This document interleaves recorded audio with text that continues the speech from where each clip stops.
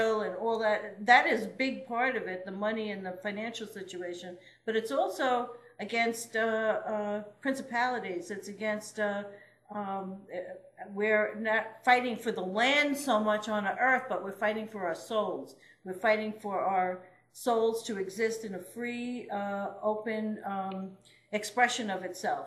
And this is what the scary part is. And under these spells, you don't even know it, that your soul becomes trapped in dimensional spaces, which is kind of like the Matrix. And we've all had spells cast upon us. Yes. That could just be you being misled to believing after 9/11 happened that we needed to go to war and attack a country, you know, that wasn't really harming us, but because we wanted their resources. And for us to actually believe this guy Osama bin Laden was behind this whole thing, and people buying into that. That is a form of a spell too. Right. It's the illusion that something really exists when they're just misguiding us. And what holds the spell solid in the minds and hearts of every human being is the symbols are all over the place, all the corporate symbols, all over the world, big as life, promoting it in every which way that they can. So it's sort of on a subliminal level holds you down in that spell from waking up.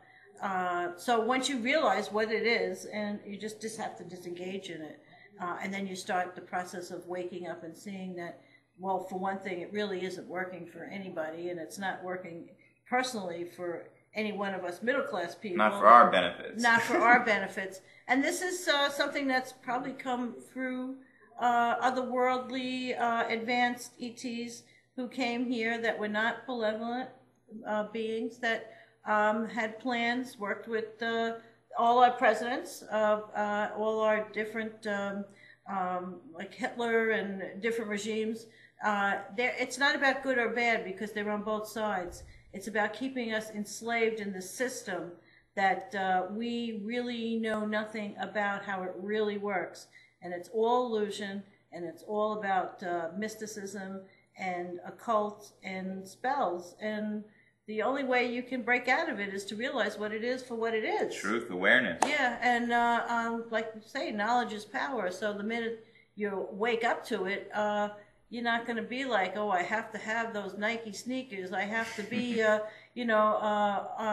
whatever it is that it seems that the society and the universe or the governments are promoting, because that keeps you in that spell at some level, and it keeps you in sort of like a conditioning that you are thinking you're getting out of something, but you're actually going round and round in circles, and you're not really getting.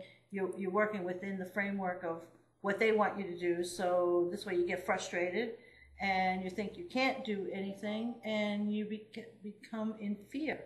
And once they have you in fear, certainly they have you, because you will surrender yourself. Right. That's when you give your power totally away. Right. You'll surrender yourself because you're going to say, hey, please help me because I don't know what's going on here. I don't have a clue. And then when you give that away, they just take your soul, and you'll be manipulated, altered, or whatever it is that their plan is. It isn't, from what the sources say, it isn't really a good plan. It is a plan to take over because they want us and they want our resources. They want all or nothing at all, I guess. And so as we learn about what is exactly out there, we become, we're able to create a miracle ourselves, because this is all magical stuff. This is all man-made kind of stuff. So they're not really tapping into the real God quality that they have. They're using the limited resources, like with holograms and spells and all the things that I guess chemtrails, all the things like if you watch Batman, the Joker would do, or somebody like that really doesn't have the power, but knows that if they keep you in fear, they have control over you. Right. They feed off of basically your negative soul, so they want to bring you to a negative state and put that negative energy through you, because that's like what fuels them. Right.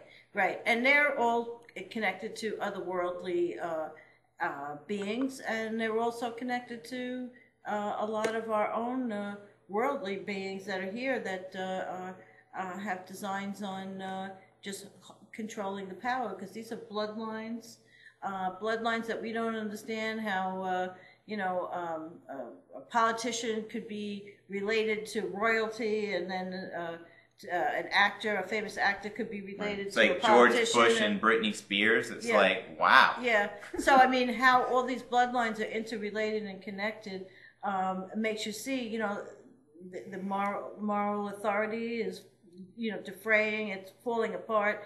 And these are the people that we look and aspire to help us out of our situations, to give us the things that we need to live peacefully and comfortably, you know, in abundance. It's not happening. It's all about lies, deception, and corruption, and greed and power, and anything that comes about when you're using a lot of false illusions, when you're looking to take over people. So that's my part of it. Also, I know there's been a lot of sightings lately for UFOs, so I also think there's also the benevolent beings that I've been in touch with, that in my own consciousness, that many of you out there have been in touch with, that are there, and we can ask them to help us, to assist us. We have to ask if we're in the crossroads of whatever it is that we feel that you know, possession or spells or anything that we come across. Because even in our religions, it's very embedded in the churches and the religions and the people who are, you know, our moral authority.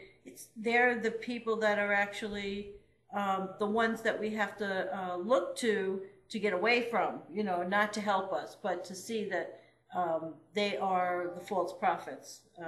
In other words, they're not bringing us down the path of our own enlightenment. They bring us down the path of the New World Order, and the materialistic things. And they're doing it with our own free will, if you really look at it, because they're even respecting our free will. That's why, like in a lot of these Hollywood movies, you'll see these profound messages in them that are actual truths. So they're putting the information out there to show you, all right, if you're smart enough, you're going to see what the heck we're doing.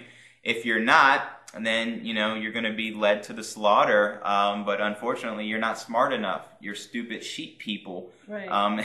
And that's the terminology they look at us as. So we need to be intelligent enough to be able to pick out truth, universal truth, when we see it. And the only way to do that is to strengthen our awareness and understand what the heck is really going on, because they hide everything in the public view. But everything is still hidden. Right. So it's very interesting. It's hidden because we're not seeing it, but it's right in front of our face, and we're thinking it's something else. Like, I always thought a lot of these things were artistic expressions or freedom of speech, or, you know, spiritual beliefs that people were entitled to have secret societies and have their own spiritual beliefs.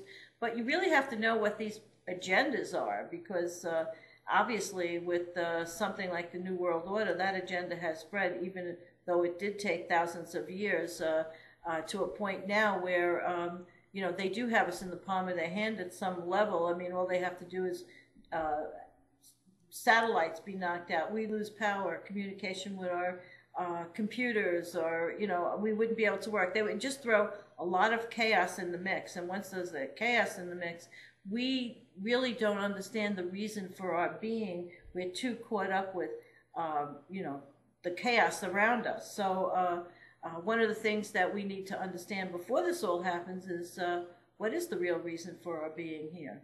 Is it to just keep working and be a part of a system that doesn't make any sense? If it's the laws that they don't work right because it's a matter of who has the best lawyer that's, you know, fighting their case. It's not about fairness or justice. Right. The Mason sign of distress, they won't, you know, go to jail. They'll be let off. It makes me think, do you think O.J. Simpson might have been a Mason? Oh, it's a possibility, because I don't know how the heck that was. I forgot to look that up. Yeah. I thought of that the other night. It's I'm like, possibility, and O.J. also was very entertaining all those months that he was in distracting court. us. Yeah, so it was almost like watching a soap opera, and so they used that play for us too. What I see that I didn't realize before is, since we live in a world of duality, in this third dimensional world, they play both sides. They play the good and the bad. And so it doesn't matter what side wins or loses.